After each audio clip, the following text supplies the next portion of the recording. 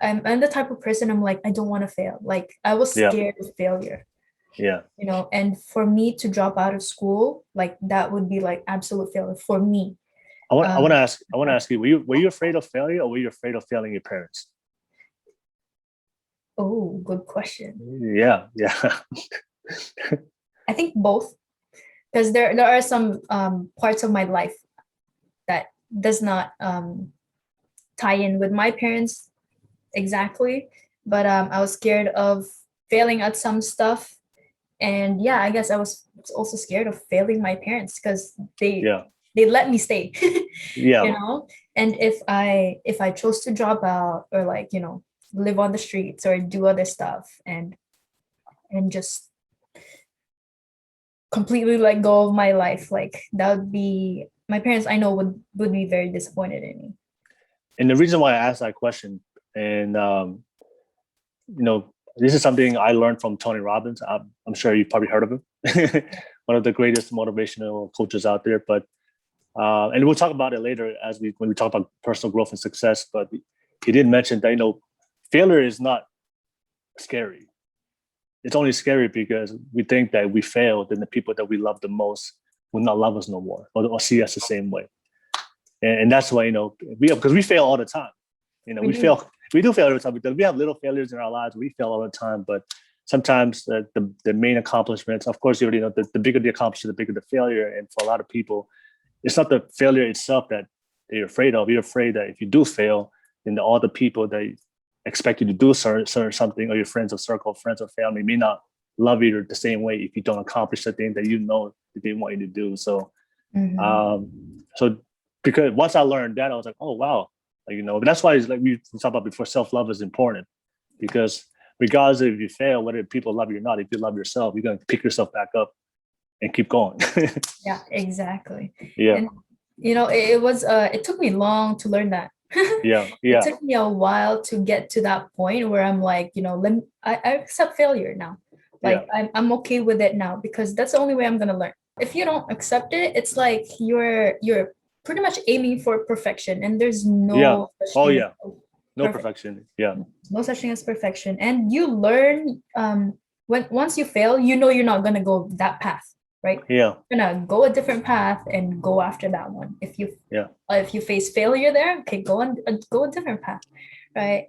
And so after I finished, oh wait, where was I in my story now? All right, we are live.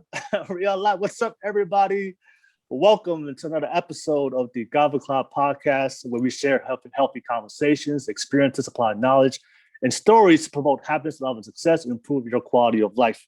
My name is Will. You guys already know I'm the host of this show. If you guys are watching and tuning in for the very first time, thank you so much for watching. Thank you for tuning in. Please like and subscribe to my channel. Everybody that's been watching, everybody that's been subscribing, thank you so much for all the love and support. Thank you for all the positive feedback. You guys keep inspiring me to keep doing what I do. But I'm excited today, y'all. I have a very special guest. I have a very special guest today. I'm excited. It's one of our Filipino sisters, all the way from Toronto, Canada. Toronto Raptors, baby. She's into fitness and finance, and she likes to inspire people, and that is one of her hobbies. So I just want to say directly to her, thank you so much. I'm very grateful for her for the opportunity to take the time to be here today. But I'll allow her to introduce herself real quick. So it is all you.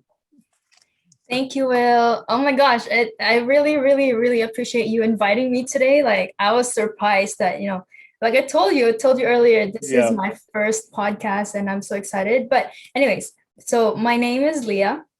Yes, I'm from Toronto and I'm 23 years old. I am Filipino, so I was born and raised in the Philippines, Mm-hmm. and I come here to Canada when I was in my teens. And that's me. And you were right, inspiring people is my hobby. Nice. Nice. We both have the same hobby. So I'm glad we have you join here with me today. So thank you. Thank you. So I guess we'll get the podcast started. So, a lot of my audience, a lot of people don't know who you are. So can you give a quick synopsis of your life story, your background, and how did you grow up? Sure. Thank you for that question. So, like I said, I was born in the Philippines, right? I was born in a very, very humble family. Mm-hmm. My on my dad's side, He has, I think, 10 siblings, right? Oh, So you wow. can just imagine how many aunts and uncles I have, and cousins. Yeah. I know.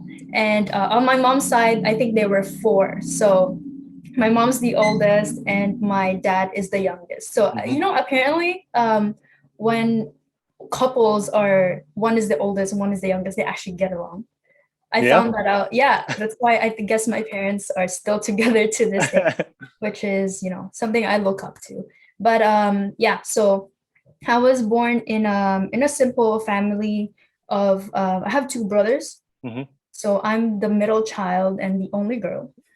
So I guess that gave me a lot of privilege, to Mhm. have the attention of my parents growing up. Yeah. And I was born in like a very academic um uh what's it called, like the priority is more the academics, Yeah. Yeah. right? They Yeah. always want you to have good grades. I think that's how it is in the Philippines, Yeah. right? You need to like good grades is Mhm. something that everyone wants to achieve. And Mhm. if you don't have good grades, it's kind of like they kind of look down on you, because it's a big thing when it comes to like when you graduate there in university, you go take the bar exam and you do like you become like the top Yeah. notcher, right? Mhm. And it's a very, very big deal. So when I was growing up, I was always very focused on school. My parents would always like tutor me even after school, Yeah. uh, just so I could catch up on some stuff. And in elementary, I was actually the valedictorian Oh, at home. okay. So it kind of like sets up a lot of expectation coming Yeah. to Yeah. Canada, Yeah. right? But I how that helped me grow up though is that I was really focused on my studies. Mhm. Like I never wanted to like fail Mhm. any of my classes. I Mhm. never failed any of my classes. I'm not bragging, but I think that still comes with I guess the pressure and the expectation that you need to have good grades when you're coming from that background. And Yeah. hopefully, if my mom's watching this, I'm sorry I had to mention that.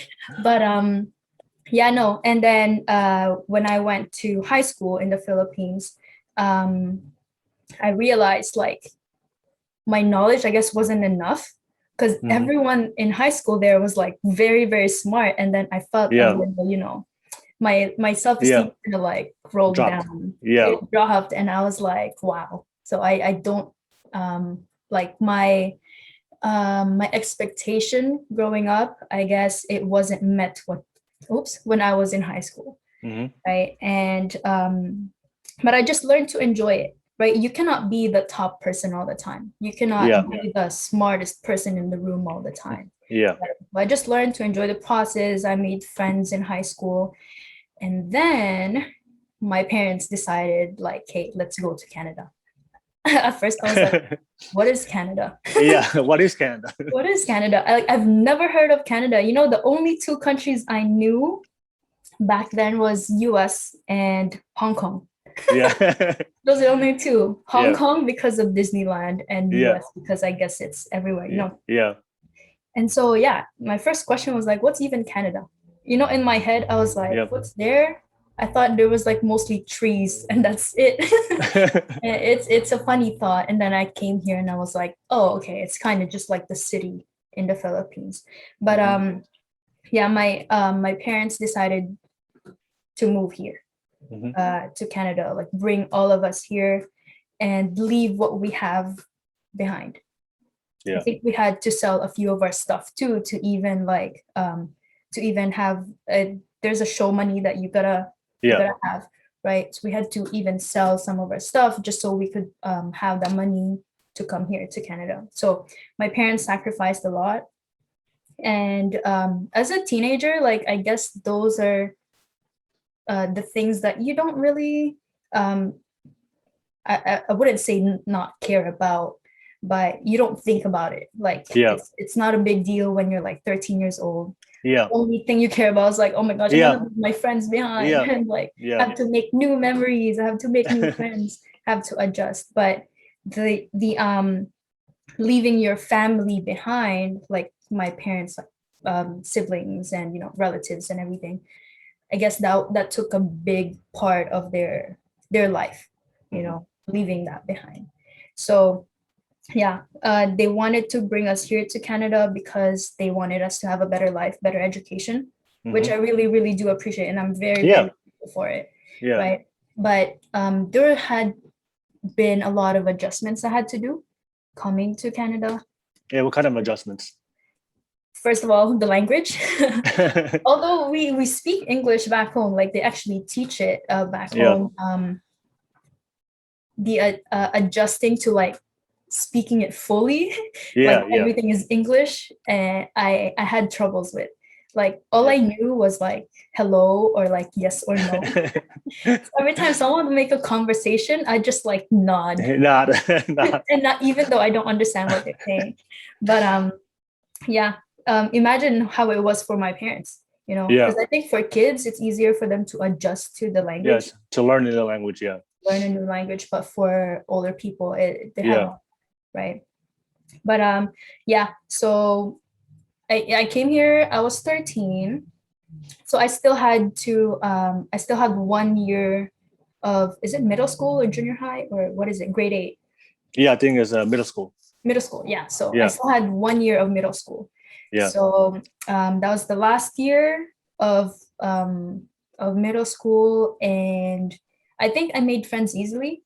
And I was in an ESL class, so English as a second language class.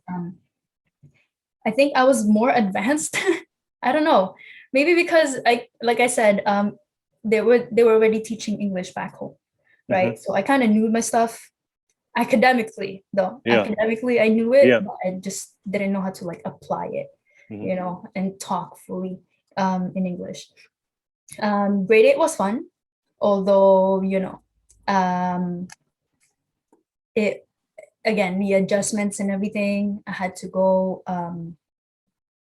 are you okay? Yep.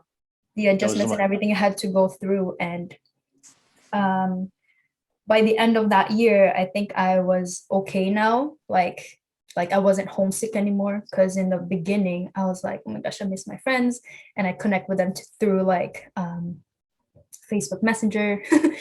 And what was like the social media back then? It was like MySpace. I am. Was it MySpace? Was it MySpace? No, I think even after that, Yahoo or something. I don't know. The only thing I remember was like MySpace. That was the social media platform when I was in high school. I'm trying to think. After MySpace was like High Five. There's all these different. I remember there's all these different social media platforms. I think there was even like Friendster or something. Do you remember that? Yeah. I remember Friendster. It's crazy. It's crazy, right? I know. And so the only connection I had with my friends back home was through social media, of course, right? Yeah. And I felt very left out, because my friends back home, like they were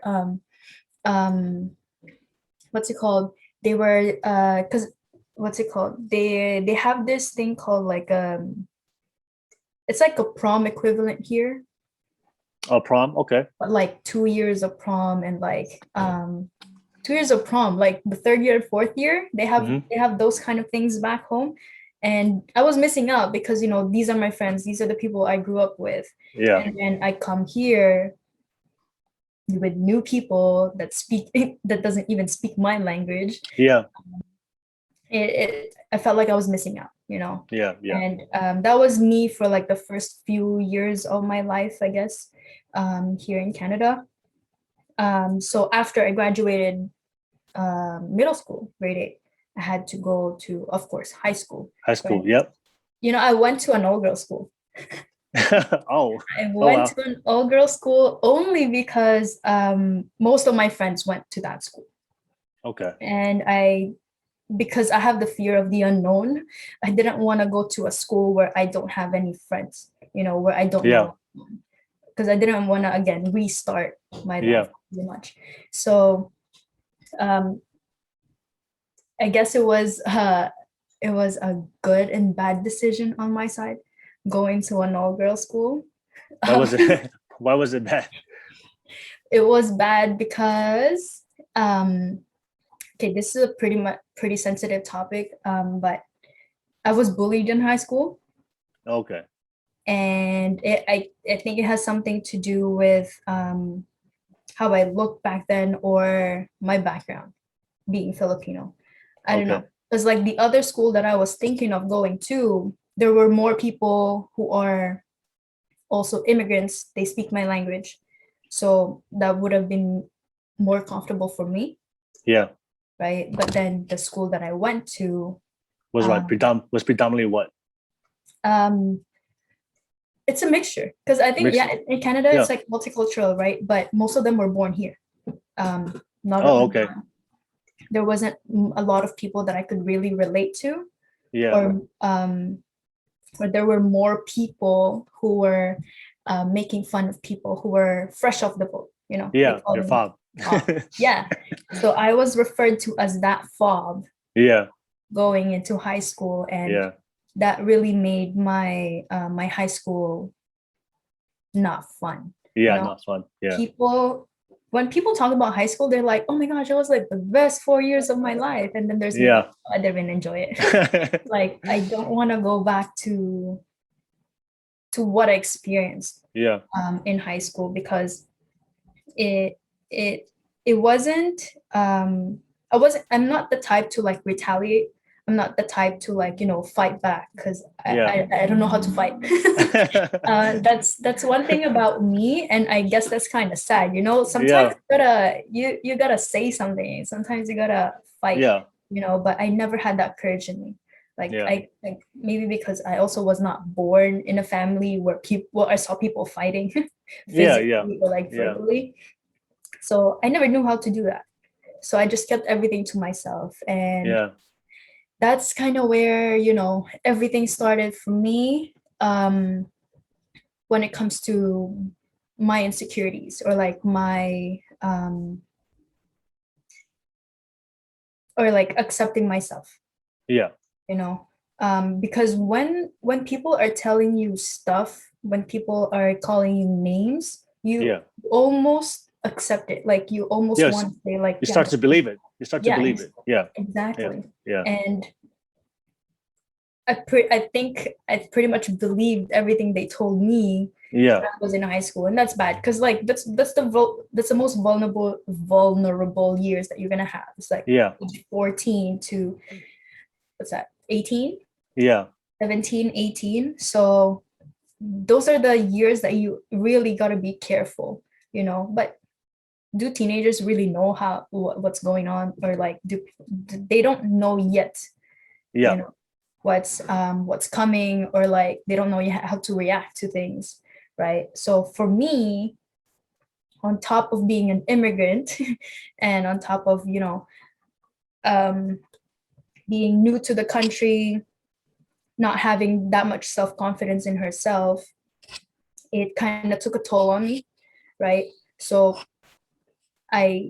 all throughout high school, I was just focusing on my academics. You know, I just gotta bring back that same mindset that I had when I was in the Philippines in elementary, you know, just focusing on my studies. So my life in high school was pretty much just like home, school, work, home, school, work.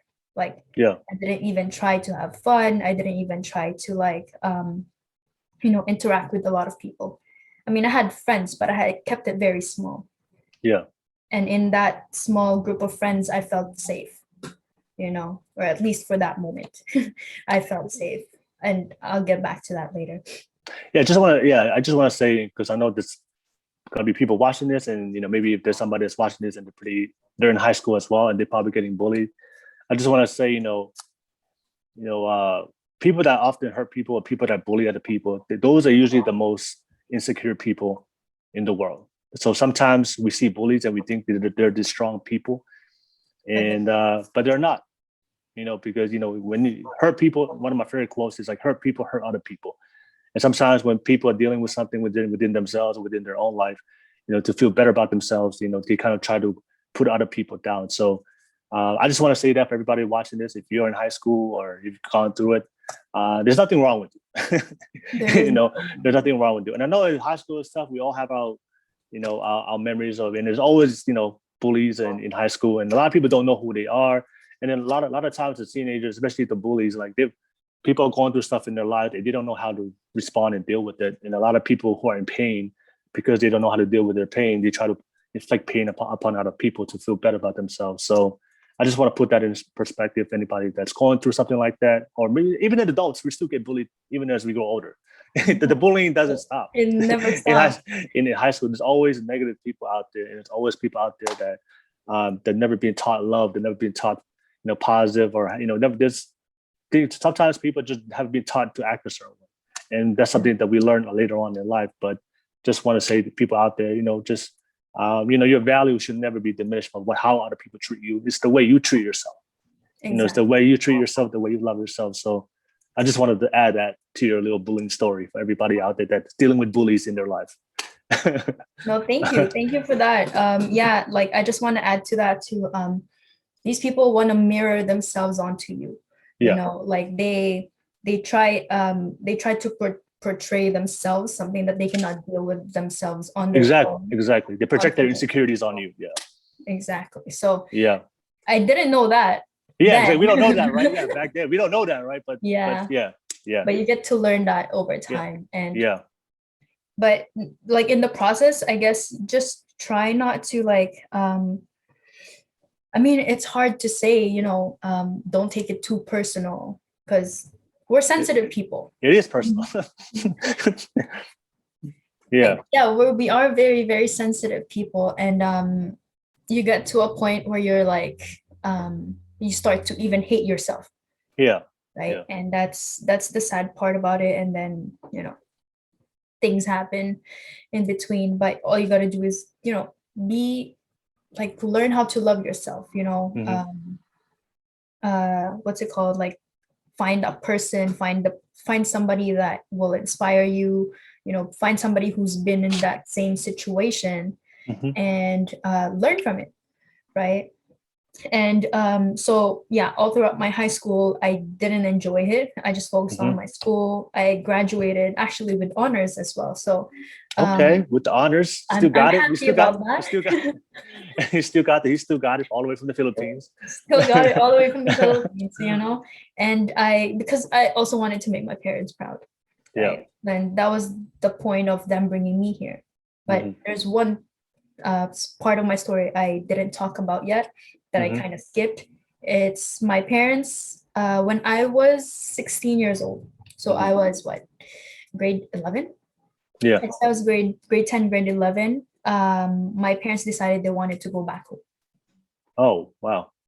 So they asked me like, hey, do you want to go back to the Philippines or do you want to stay here in Canada? Yeah. And I'm here right now, so you know which option I chose, right? I stayed because I knew there was a lot of opportunities here, more than back home. And I knew that I could take advantage of those stuff. Like, I'm already here, I might as well stay. Yeah. Right? And choose not to go back. So my parents went back home. I stayed. My older brother stayed. So we were living together with our grandma. And that's when life hit me. I'm like, okay, what do I do? My parents are not here. Yeah. Where do I start? Yeah. Right? Imagine a grade 11 student who's only been in Canada for 3 years. 3 years. Then when my parents left, what do we do? Right?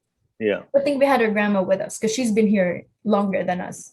And also add to that, like, one of the main reasons why you were trying to do good in school was for your parents, right? But now they're gone. Now they're gone. It's all like, okay, your main motivation's gone now.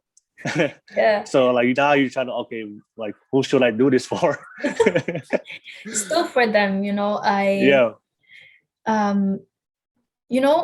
I looking back at it, I'm like, I could have chosen to drop out of school. Yeah. Because my parents are not here anymore. You know, I could Did you feel that? Did you feel that way? Did you want to drop out of school when they left? Oh, I'm like, no?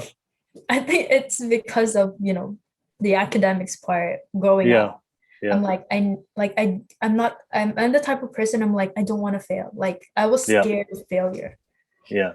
And for me to drop out of school, like, that would be like absolute failure for me. Um, I want to ask you, were you afraid of failure, or were you afraid of failing your parents? oh, good question. Yeah, yeah.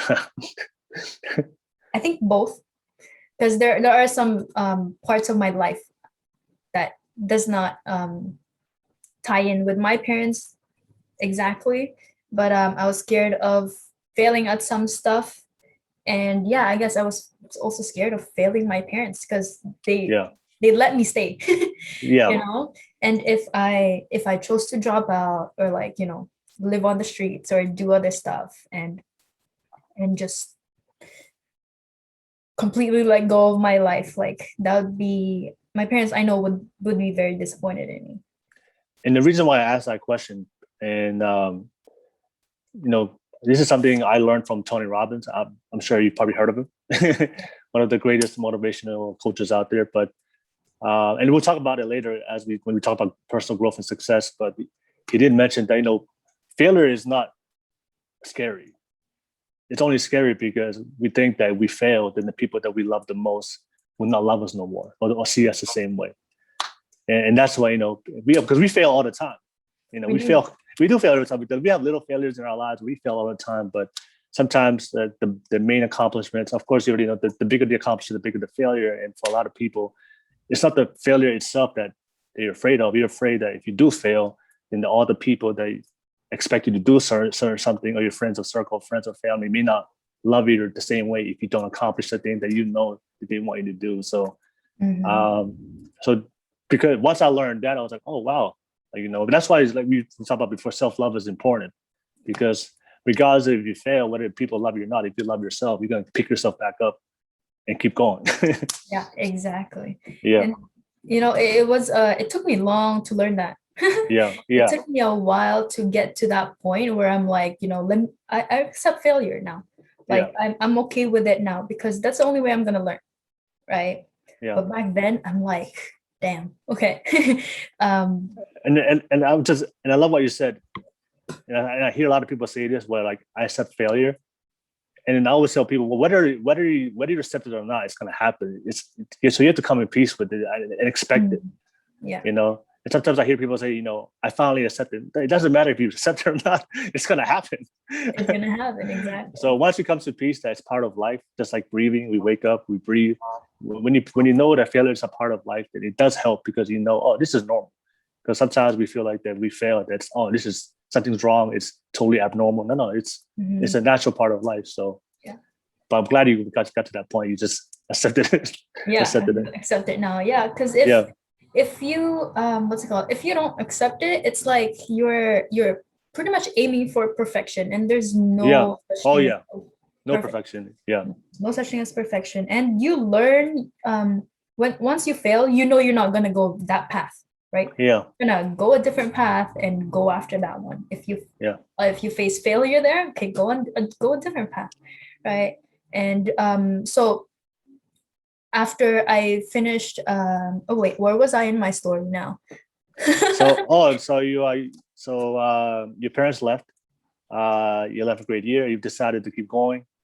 Oh yes, Yeah, yeah, yeah. So I was in grade 11. I chose to, still go after my graduating high school, and on top of that, because we were not financially supported, hmm I had to find a job.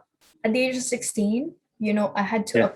I was working not one, not two, but four part-time jobs. Wow. Well, I was a full-time student. And I don't know, it just kind of worked out for me. I guess the schedule just worked out. However, it's Can you tell us the schedule? Like, what was your schedule like that the week when you worked these okay. 4-time jobs? Okay, so school in high school, what's the time? It's like 8:30 to 3:30. Yeah, yeah, yeah. No, 8:30 to 3. Okay, Oh wait, my school was different. It was like 8:30 to 2:40. okay, Okay, that's school. And then from 3 to 6, I would go to my first job. okay, And then from like 6 to 10 p.m., go to my second job. okay. Wow. Okay, And then when I go home, that's when I do my homework, that's when I do more projects and everything. So okay, that's during the weekdays. And okay. then come Saturday, I'm working at a job from like sometimes 5 a.m. to 5 p.m. It was like a whole 12-hour Wow. shift. Dang. Yeah, that's a whole shift right there, whole day. I Yeah. know. And then I would go to my other job again from 6 to 10, right? Mhm. So my Saturdays are like that. Some of my Sundays were off. Mhm. And the other job that I had was on call, so only when they needed me, right? Okay. But I still had those four things that I was balancing on top of school, Yeah. right? And because I was very focused on my school, Mhm. I um I couldn't really hang out with my friends. Of course. Of I course. couldn't really Yeah. like enjoy my high school or like enjoy my life, Mhm. because if when you're around like 16, 17, 18 years old, like you want to have fun, you want to go out, Yeah. Yeah. you want to party, you want to go to birthday parties and everything, but I never had that. I never had that experience. Mhm. And I kind of thought of myself, I'm like, okay, I'm the boring one. Like in a group of friends, I felt like I was the boring one, Mhm. right? But I realized now that that kind of experience, it was setting me up for this. It was Yeah. setting me up for this day, for me to become the person I need to be, Yeah. right? And I'm glad I I'm glad I was forced to work. I'm glad I was forced to be independent, and I learned that at such a young age, and I'm grateful for that, right? Because after I graduated high school, I went to university. Mhm. I studied accounting. Mhm.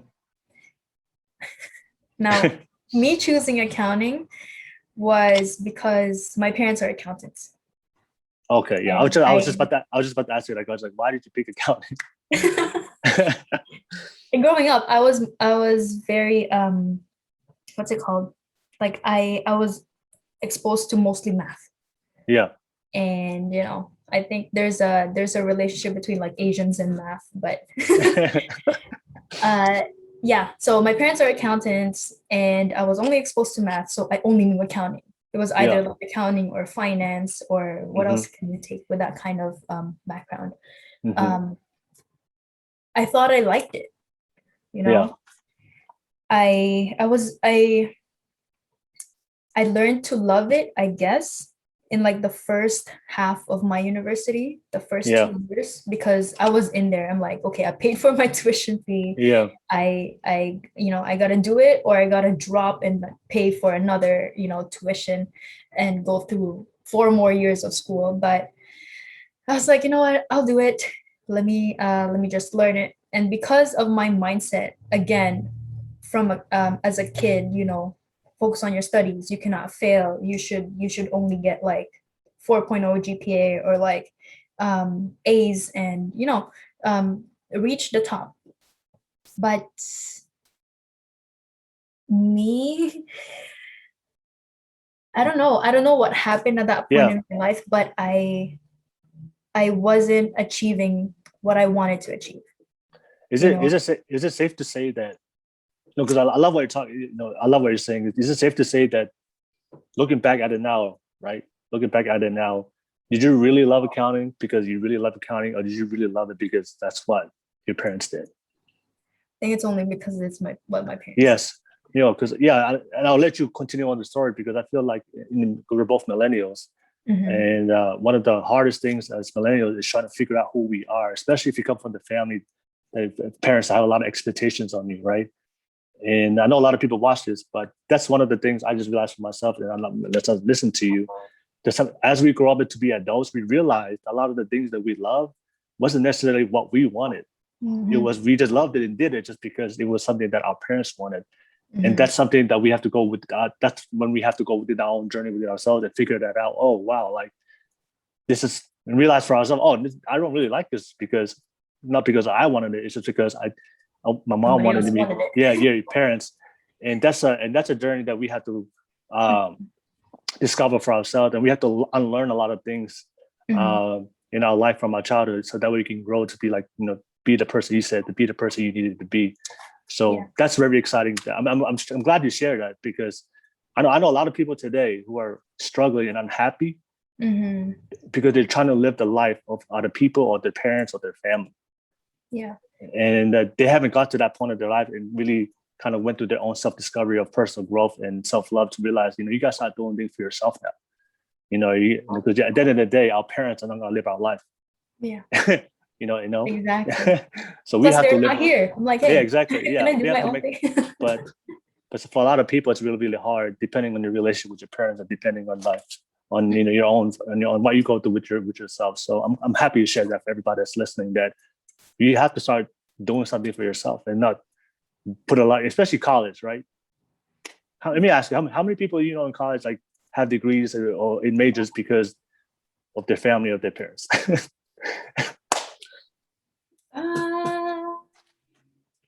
Did you see a lot of people? Only because their parents wanted it. Yeah, Yeah, I have some friends. you have a lot. Yeah, you have like me personally. Especially for Filipinos, like parents expect them to be nurses or doctors or lawyers. Nurses. Nurses, especially. Yeah. Actually, my parents were like, "Why can't you just do nursing?" I'm like, "No, I don't like blood. I don't like anything when it comes to science, so I'd rather not." So I went with the math option. So when you so when you realize, okay, I'm not really passionate about accounting. So what did you do? I stayed.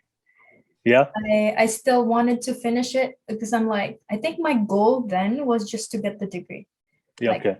That makes sense. Yeah. To just get the paper and you're already 2 years in. You might as well. I was already halfway in. Exactly. Yeah. Gotcha. So I'm like, do I really want to like restart?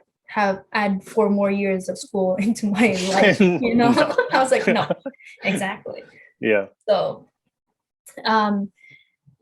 yeah, I just chose to, just to stay. And again, if my mom's hearing this, like I actually failed one class in university. It's okay if you fail more, just say it.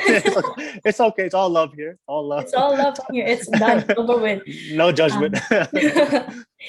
So yeah, I failed that class and I felt I don't know, I felt down. I'm like, whoa. How'd you feel? How'd you feel when you failed that class? Like, this is the first class I'm failing, and I'm like, let me ask you, why did you fail that class? That's the question I'm asking. Why did I fail that class? Yeah, because I know you always kept your grades. So everything is our responsibility, and I take responsibility for everything that I did. Yeah. And I guess I was focused on working. I was still working at that time. I was still a full-time student. Yeah. Working part-time jobs. I think I only had 2 then because I had to. You know. But I was focused on work mostly, and it was taking time away from my school. Gotcha. Okay. Gotcha. There was no way I can quit my job because you have to pay the bills. Yeah, I have to pay the bills, right? So I take responsibility for that. I retook the course and I passed it the second time, so that's okay now. It still was not the perfect grade, but I think in university I started caring less about my grades. It's because I was focused on the goal. I was focused on the paper, the diploma. I mean, the degree. The degree, right? Yeah. And that's kind of like what you mentioned earlier. It's like people are focused on the end goal, and not enjoying the process. So I didn't enjoy the process, enjoying the journey, right? Yeah. I didn't enjoy the journey because I was very focused on what I'm gonna get at the end, right? And so when I got the degree, I'm like, okay, what do I do with this now? Like, okay, I got the degree. Yeah. So so when you graduated, how did you feel? To be honest, like how did you feel? Was there like a sigh of relief? Oh, I'm done. Yeah. Or was it it was a sigh of relief. I'm like, okay, I'm finally done school. Yeah. I don't have to go through this again. I don't plan on going back to school, although, because I know there's going to be a lot of people listening to this. Education is very important, right? It's not something that you what's it called? It's not something that you want to just skip just to skip it because of what you're hearing from other people. It's still good to learn like the knowledge that you're getting from there, right? There's still a lot of good stuff that they teach in school that they won't teach you anywhere else, right? But practical experience is actually the best lesson, the best teacher that you're Mhm. gonna have. Right? Experience is the best teacher. I think I heard that from somewhere. Yeah, that's a good quote. Yeah. Experience is the best teacher. So there are things you're not gonna learn in school, but there are also things that you're gonna learn in school. So you need to have that. You need to have both experiences, right? Yeah. Well, my perspective towards school is, school, like I agree with you. School is important, you know, if that's something that you want for your life. But the only thing I would say to everybody that's listening, it's not the only way to achieve something or be successful in your life is you have to go to school. Yes. There's countless examples of successful people today, Bill Gates, all those people, we hear about, what's that guy at Facebook, Zuckerberg. Markets. But yeah, these are guys that Yeah. dropped out of college and then went and pursued their goals and dreams. So, but like I said, it really, really depends on your path of what you want. But what I'm saying is, like, school is important, but just it's not the only path. So if something that you want to go to achieve what you want for your life, great. You're gonna go into school and have a great experience, and hopefully you enjoy it. Not like you did. Enjoy it. But if you don't want to go to school, that's and I do a lot of this. I have a lot of friends within our generation, millennials, like they feel like that the only way they can accomplish something or have acceptance of the family, or is they have to get a degree. And then once they get a degree, but then they look at the degree like, oh my God, like what now? Yeah, now or they get a job that they don't like. Yeah. But I have friends also that they never went to school. They just went and started a business. They went and started something for themselves, and they're happy as ever, and they're successful as ever. And they still found the lessons and the knowledge they needed. Because social media, we have everything you need is online. Yeah, you can learn about it. You can learn about it. So the only thing I would say is like, don't limit yourself.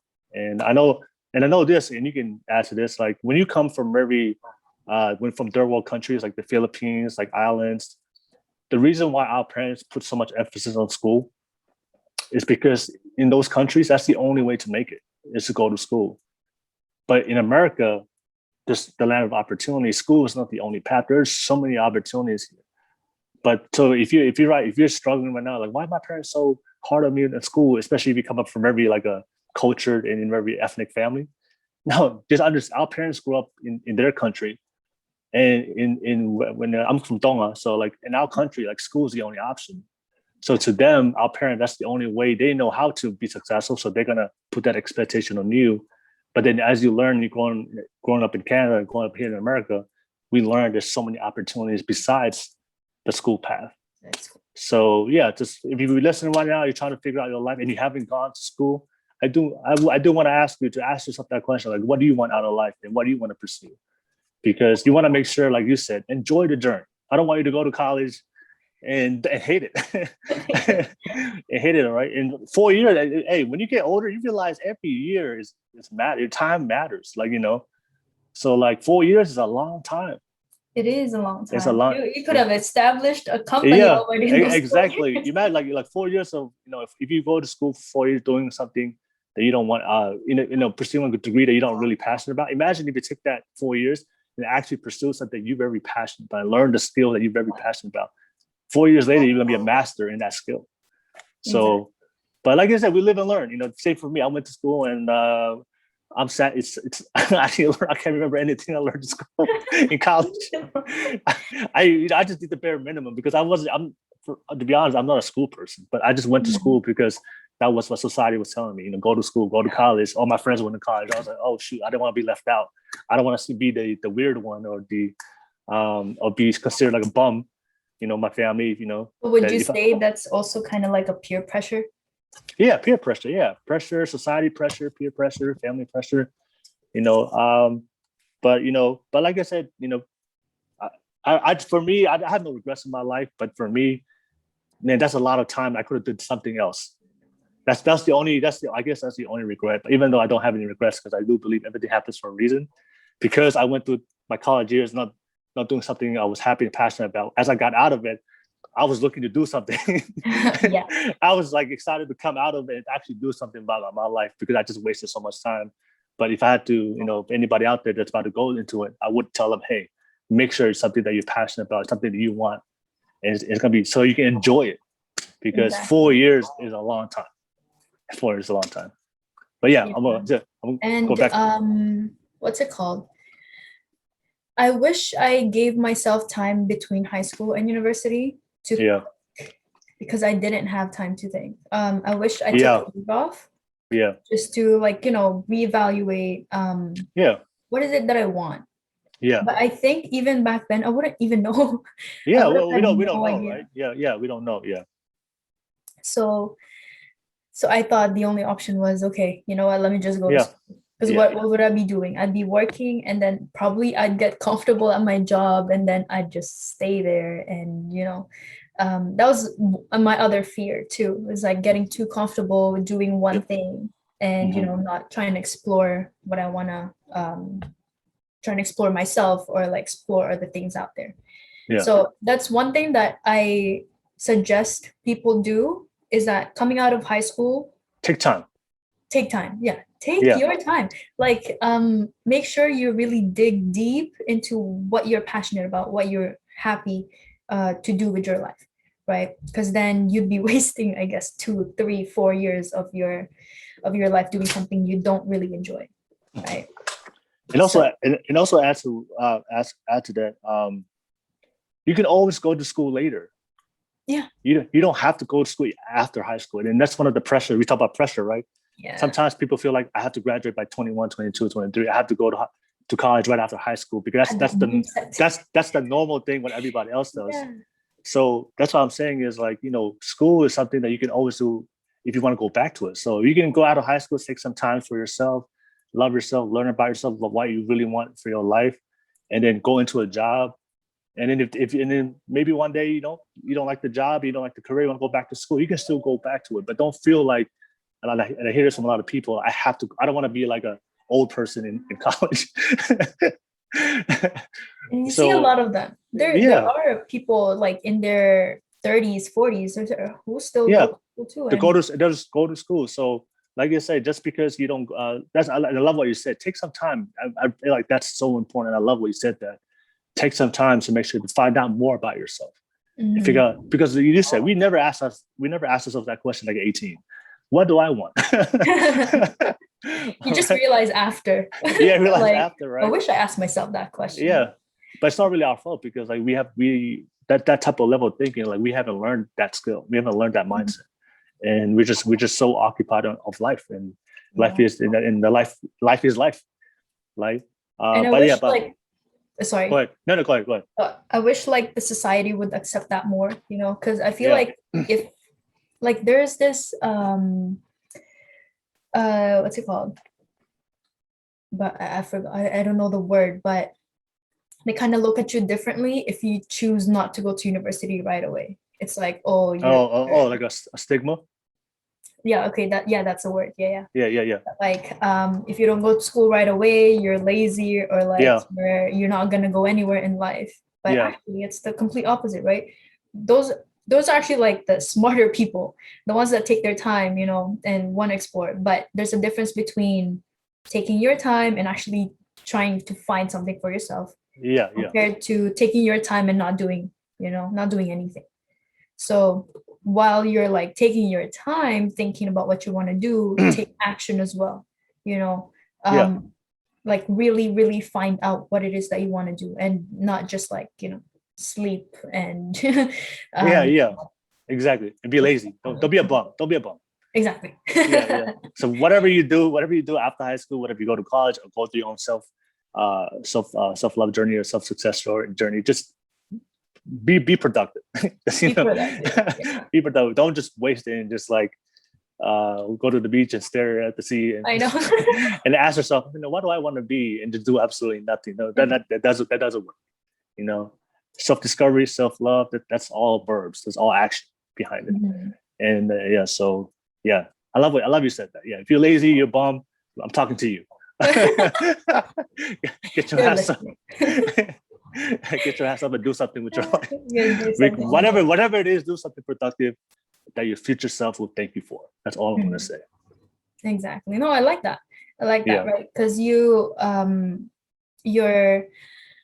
who you are right now really is should be you should be setting up yourself for the future you. Yeah, exactly. Your future self. So whatever it is that you want to do, whatever it is that you want to have in the future, make sure like right now you're taking action and actually like pursuing what it is that Yeah. you want. Yeah. Right. And I didn't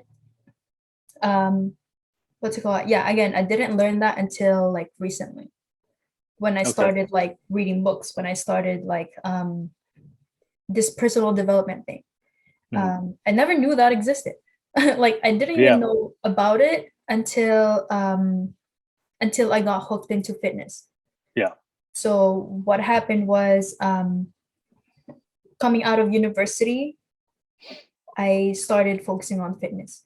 Mhm. Also because How'd you get into it before you go into that story? How'd you get into fitness? Like, how'd you how did learn I get into about? Yeah, fitness? how'd you find out about it? Yeah. I think it's like the most cliche statement you'd ever hear. I got out of a relationship then. Oh, gotcha. And yes. That's. I know. I was. Yeah. Usually people start working out. It's always broken heart. Yeah. Broken heart. It's funny. I saw somebody posted on social media the other day. It was so funny. I laughed when I saw it. It's like it was this girl that she was like she wanted to lose weight, and she posted, "Can somebody break my heart so I can start going to the gym?" Need that motivation. You know? I need that motivation. I started laughing. Yeah. But okay, so you got out of coming out of a relationship, and also on top of that, my insecurities back in high school. Got you. So again, it ties into that. The reason I was bullied was because again, my looks and my cultural background.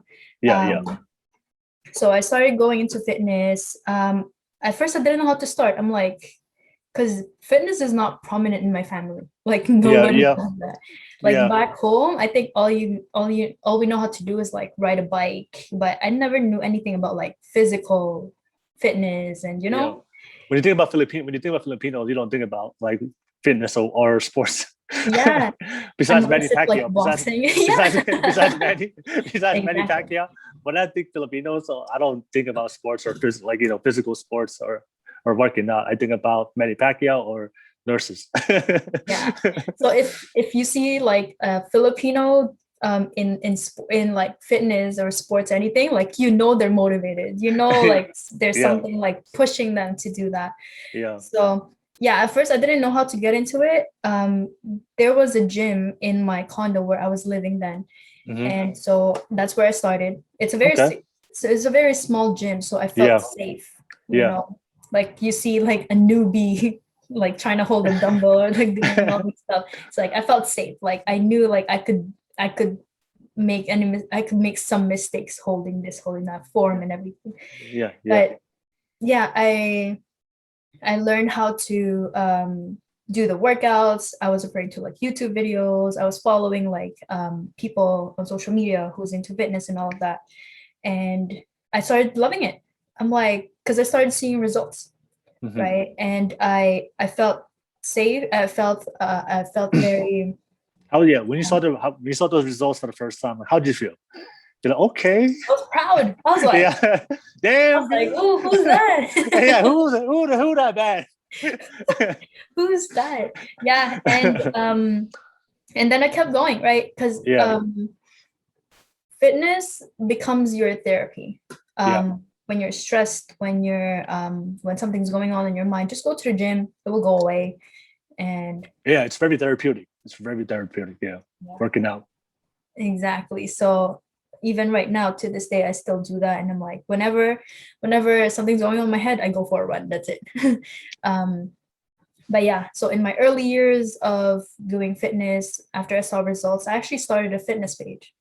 Okay. And that's where it actually all started for me. Like, where I started to inspire people through the workouts that I was doing, through the results that I was having. And I didn't even know it. Like, I would post like videos and then they would be like, oh, you inspire me. Oh, can you teach me how to do that? Or like, can you train me? And me being like the inexperienced gym person, like I had like the least experience when it comes to fitness, when it comes to sports. I was not a very sporty person, right? But for me to know that I at least inspired one person to go to the gym for one day, that's okay with me, right? It was a big deal.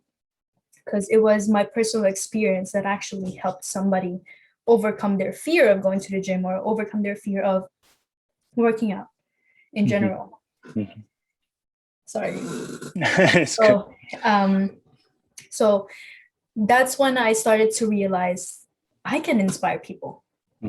Right. That's when I realized like I have something in myself that I can actually share with other people, and I can help them become a better version of it.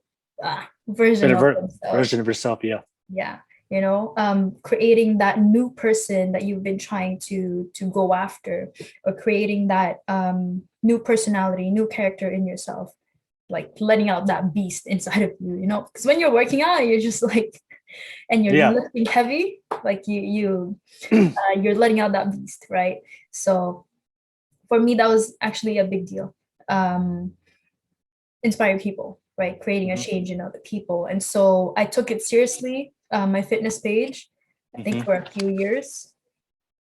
I was making progress. I was getting followers. I was getting attention. And then I stopped. And this is where the imposter syndrome comes in. You've heard of imposter syndrome? Yeah. That's where it comes in. I'm like, can you explain that to the audience that's listening that may not know what imposter syndrome is? Yeah. So imposter syndrome, it's like, how do I explain this in my words? Like thinking that you yourself is not fit for what you're doing. Like let's say, for me, for example, I run this fitness page. I don't have any fitness background. I didn't go to school for fitness. I didn't do any sports, right? So I felt like I was not qualified to be doing what I was doing, right? Yeah. Like, so the imposter syndrome is like, I start doubting myself that like I'm not even good enough. People will start thinking that like I'm an imposter, or like I'm faking it, or like I'm not really that person. But I'm projecting, like I'm posting as if I was that person. So that was it took me quite a while to get back to myself and realize that like, no, you still have something inside of you. You're even though you're inexperienced, even though you're not qualified, but you're getting results, but you're getting experience from it, you're learning from it, you're teaching other people, you're inspiring other people. I should stop doubting myself, right? Because if I was there's a difference between like faking it and like fake photoshopping the pictures, or you know, what else, like talking about things that didn't even happen. There's a difference between that and me being like, I don't have the background in fitness, or like I don't have the qualifications. Yeah, but I want to ask you, when did you start feeling that way? Because then like you started that page and everything was fine. But when did that ever, like when did that idea, like why did you start feeling that way? Because in the beginning you were just like, you were passionate about lifting, fitness. You started the page, everything was fine, and all of a sudden this thought of being an imposter just came out of nowhere. Like, do you remember why you started feeling that way? Was it from the followers, or was it just the people, friends? Like why did you feel that way? The fitness industry, I started realizing that like these people actually do have a background in fitness. Like they're coaches, like they have certificate, they have what's it called? Yeah, they took a course, or they actually went to school for kinesiology, or anything when it comes to sports and fitness. And I didn't have it.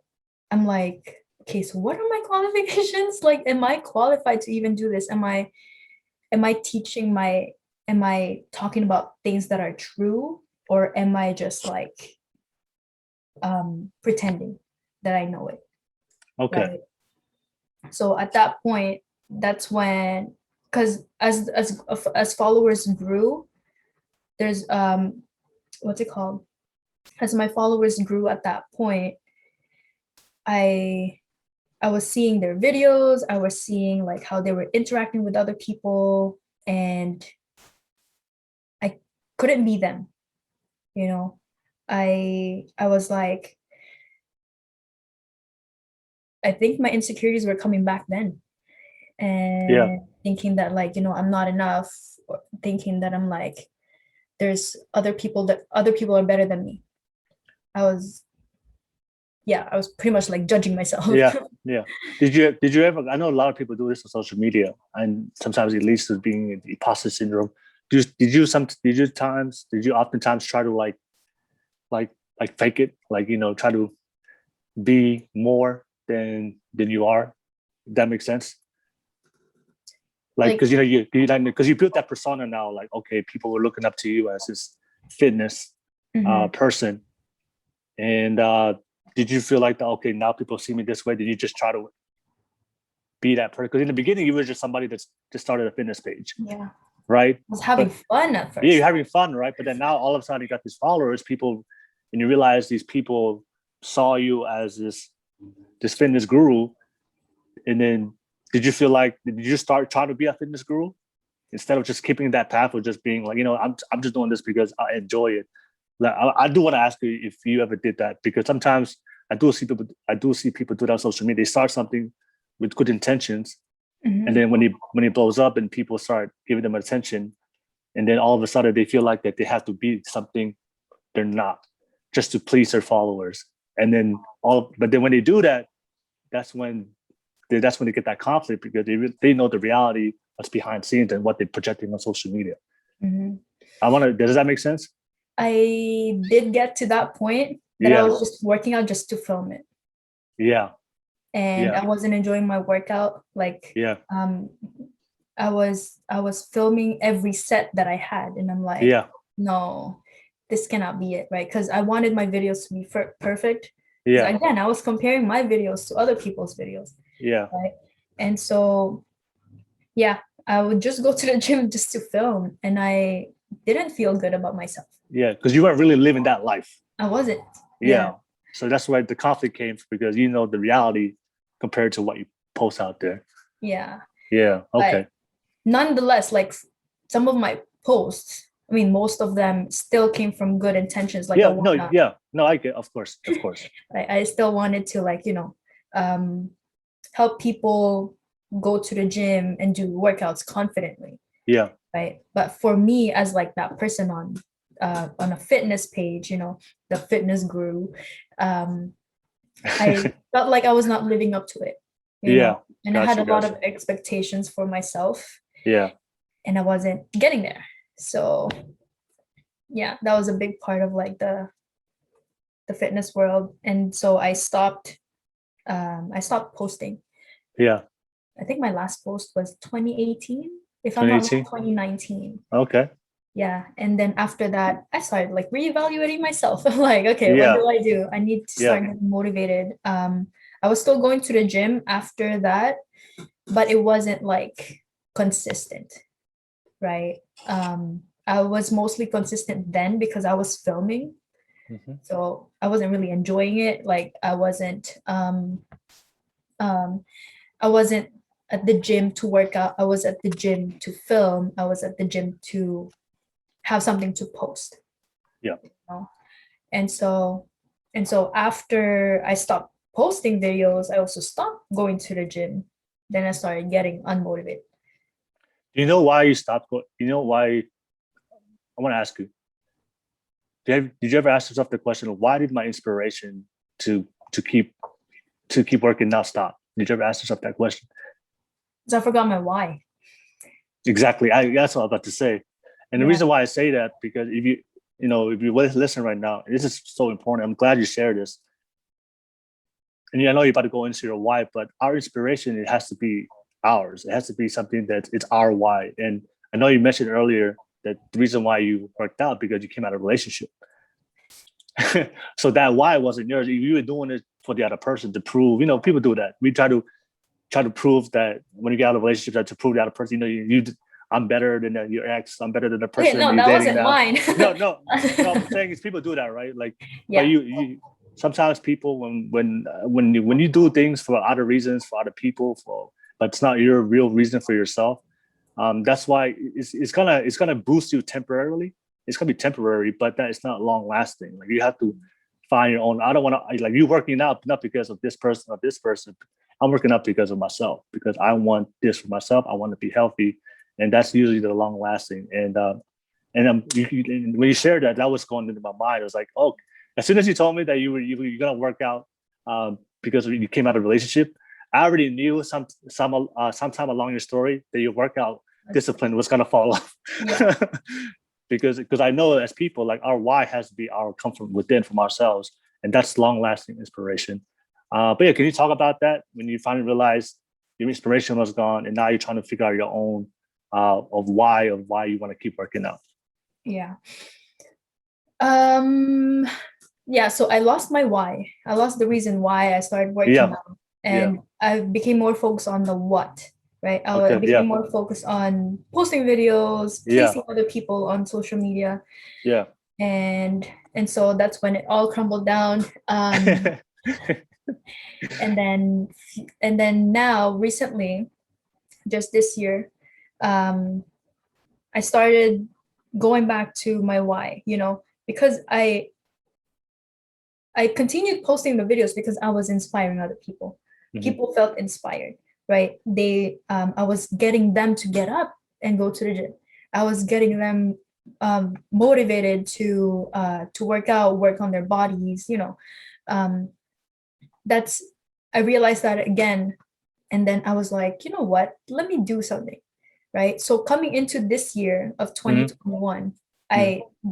I started with a theme, which is become the 2.0 version of yourself, mm-hmm. right? And so my goal this year is to actually upgrade myself, become the 2.0 version, get back to the fitness person that I was like 2-3 years ago, and inspire people again.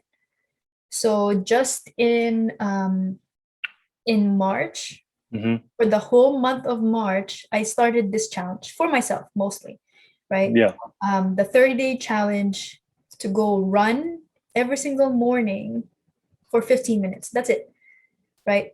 Just to get myself back on track, to be consistent again, to go to work out. I'm thankful for COVID still, because even though the gym's not there, there's roads I can run on. And I can still get physical without a lot of people on the streets. But yeah, so for 30 days in March, I ran 15 minutes every single day. So I would wake up from like 5 a.m. Mm-hmm. every single morning, and then 6 a.m. No, well, it was still dark at that time because it's winter. Yeah. So what's it called? I would run like between like 6:30 to 7, whatever that time slot, about 15 minutes every single day. I did mm-hmm. that. And I thought I wasn't going to be able to do it. Yeah. I thought I was going to fail. I was like, I've never run for 30 days straight my whole life. Yeah. So I forced myself, and one book that really got me mm-hmm. to that point was Can't Hurt by David Goggins. Have you read that? No, not read it, but I do follow David Goggins. I love it. I love his content. Stay hard. Yeah, stay hard. Stay hard, right? So he inspired me to run. Even when it was raining, I would run in the morning. Even though it was cold, I'd still run, right? There was no excuses whatsoever for me. And I posted it on my social media, on my Instagram, because I wanted to hold myself accountable. That's also one lesson that I learned. You got to hold yourself accountable, because nobody else is going to hold you accountable for it. Yeah, of course. Right? So me posting it on social media kind of brought back memories from like my fitness page. Mm-hmm. But this time I wanted to inspire people for real, right? Like despite the COVID, despite the what's happening in the world, like you can always find time to be physical. You can always find time to, take care of yourself, treat yourself better, right? So every single day I was posting day 1, day 2, day 3, up to day 30. And at the end, actually in between, people were like, "Oh my gosh, you're almost there. Oh, Yeah. you inspired me to wake up early this morning." I was talking to a friend, and then she was like, what's your routine like in the morning? Can you share with me?" And then I did, and then she she would get up now in the morning and then actually work out, right? So that's the kind of thing that I'm looking for now. It's like inspiring other people and having an impact to these people, because No, I love what you shared, and you talked about how you read the book Can't Hurt by David Goggins, and you finally took action about yourself to inspire yourself. And I love what you're doing, by the way, inspiring other people. But I think one of the things, I know, trying to remember who said this. Do you follow this guy named Trent Shelton? No. Okay, so Trent Shelton, he's a big influencer, but his focus is more on relationships and love. Yeah. I think he has over like 1 million followers on YouTube. I think like 1 million followers on Instagram, like 20 million followers on Facebook. So he's big. He's one of the people I like to follow. But I remember he said something. People always ask him the question, like, because everybody's trying to be like him. Like, how do I inspire people? And I remember he said something that I will never forget. He was like, I never set out to inspire people. I just wanted to inspire myself. Inspire yourself first. Yeah, inspire yourself first before you decide to inspire other people. And I think that's one of the biggest lessons I had to learn as well. And we're both we love to inspire people. That's what we both love to do. That's one of our passions in life. But I feel like a lot of people make a mistake of trying to inspire other people before taking the time and working on yourself first. You can't change somebody unless you change yourself. You can't love somebody if you don't love yourself. Yeah. You can't help somebody else if you're broken, Mm-hmm. right? So you have to you focus on you first, and then by inspiring yourself, by working on your life, then then naturally you're gonna attract people see what you're doing, and they'll just be attracted to you. You don't really have to do it. You don't really have to reach out to them. People, when you're just working on yourself and living your life and being the best version of yourself, like the universe always finds a way to attract certain people to you. Like David Goggins is the perfect guy. I like to watch him. I know. He's just a hard mother F, Exactly. But like you said, he just died he just lived his life and did what he did. He didn't go out there and try to find people and inspire people. He just lived his life, and naturally, me and you, we found him. And that's the way the universe works. Like, you don't go and inspire people. Yeah. And you just focus on yourself, and then by working on yourself, you start to inspire other people.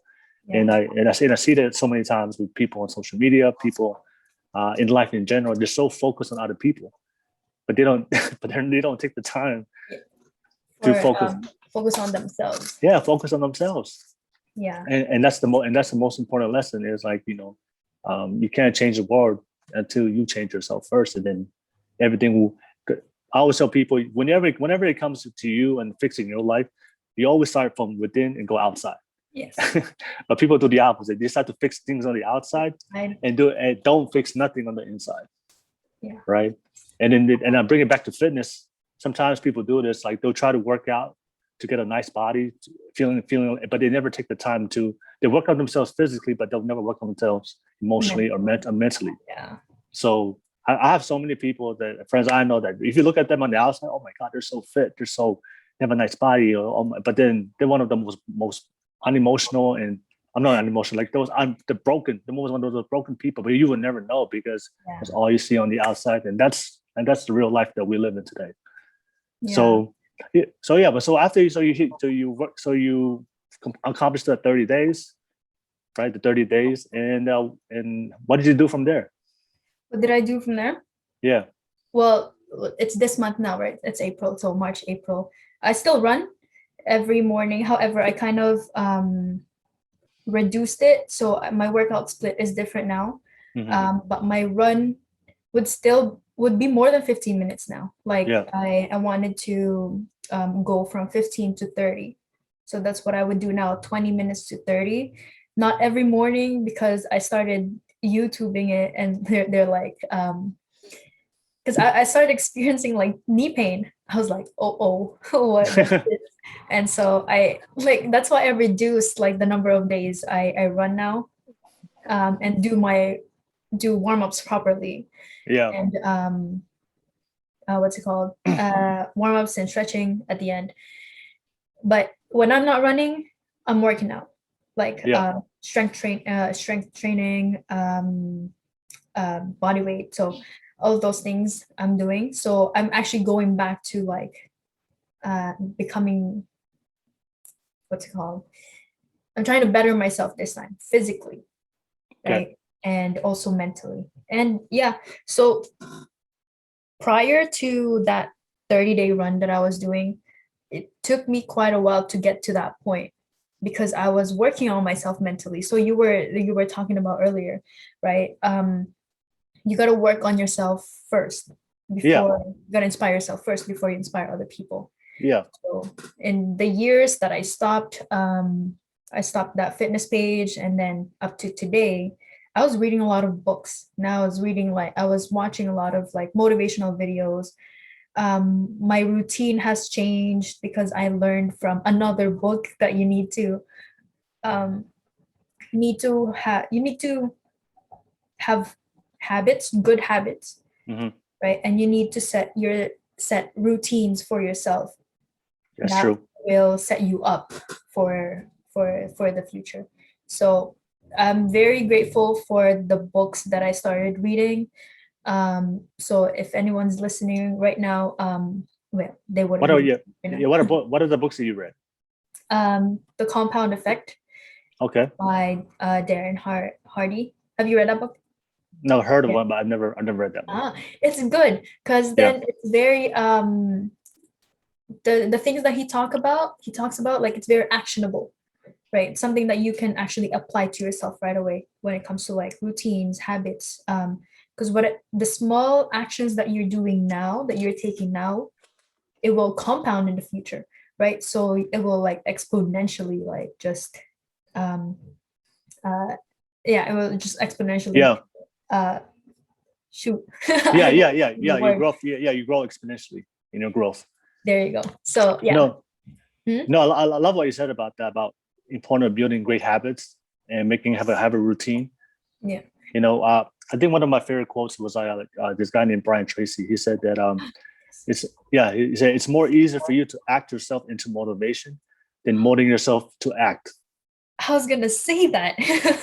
Right. And this is why I always tell people, build great habits, because what happens is if you build great habits, if you try to rely on motivation alone to wake up and get you up and actually do the things you do, you already know about motivation. It comes and goes. Temporary. Yeah. So if you look at your life, we all have habits that we do and we don't even think about it. It becomes mechanical, it becomes natural, right? Like sometimes some of you guys might wake up and the first thing you do is go to the bathroom. We wake up in the morning, you drink coffee. You wake up in the morning, you go to Starbucks. Like we already have built-in habits, and a lot of those habits, if you realize, you don't even think about it. You just get up and go to get some coffee. It's because you trained yourself to get to that point. And the same thing with your life. If you build great habits, you get up every morning and at 5 o'clock in the morning and run, and you do that for 30, 60, 90 days. You're gonna see, your body will start to align itself with that habit. And I'm sure you've felt this when you do something for a long time. At 5 o'clock, your body just wakes up. I know, You don't need an alarm clock. Or you wake up before 5. Or you wake up before 5. And before your alarm. You don't even think about it because your body has gotten accustomed to it. Because everything starts with our body. Motivation starts with our body. So, and that's what I was thinking about. I always tell people, like, how do I need, like, always people always ask me, like, how do I stay motivated? No, there is no such thing as motivation. It's like you have to like work on yourself and train yourself and inspire yourself. Motivation, if you rely on motivation, it's hard because it's like there's gonna be days where don't feel not motivated at all. Exactly. Yeah. So what do you do when that happens, right? But that's when you have good habits, because habits will get you out if you train yourself. And then, like you said, like Dan Hardy, if you do it for a long period of time, then it becomes compounded over time. Because as you're building more and more habits and doing things, what happens? You start doing things more. You start doing more things out of the day. And as you do more things out of the day, you get things done. And as you get things done, you get results. And you get results, life gets better. Exactly. So I do want to ask you with the book, David Goggins, because I'm a big David Goggins fan. David Goggins, one day you watch this, shout out to you, man. Stay hard. I love that, dude. You know, it's funny. Whenever I feel unmotivated, I actually that's the first Oh person that no, for I real. listen. Yeah. I go to YouTube and I pull up a David Goggins motivational video, and I just want him to scream at me, "Stay hard, go to work." No, okay, Dave. Okay, okay. It's time for me to go I work out. gotta go. Yeah. He motivates me. What was the biggest takeaway from that book? Because I haven't read that book, so I'm just very interested. Like, what was the biggest takeaway from that book that kind of had the most effect on you? Impact on me. Yeah. Facing your fears. Yeah. That was, I don't know which, I think it's in like the beginning chapters, but because he grew up in no, I don't, have you read the book No Rape? I haven't read that book, but I've listened to a podcast where he His literally stories. he talked about his whole story in that book. Okay, his story. So I have a general idea. Yeah. Yeah, so the way he grew up, like it's something that no, like you wouldn't want other people to experience, right? So he's been through so much, and as he grew up, like he kind of like put that in the back of his head, kind of denied it, you know, like forgot about it, and then it started haunting him, like as he was going through like the SEAL trainings and everything. Yeah. And so you gotta face your fears and use it to your advantage, right? And use it to your use it as fuel for you to like go the extra mile, right? Because that's funny, because now when I run and I'm trying to like get to the stoplight without stopping, I literally picture David Goggins in my head and I'm like, David Goggins will not let you stop. He's yelling at you, stay home. No, yeah, for real. Like I start talking to myself, you know, David Goggins would not let this happen.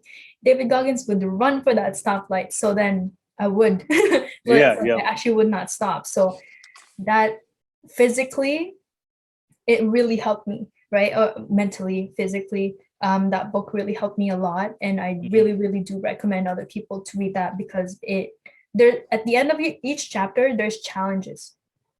And there's questions there that you actually like start asking yourself and you've never like thought of, right? And then you start questioning yourself. You're like, oh yeah, I experienced that. Maybe I can use that to my advantage now, right?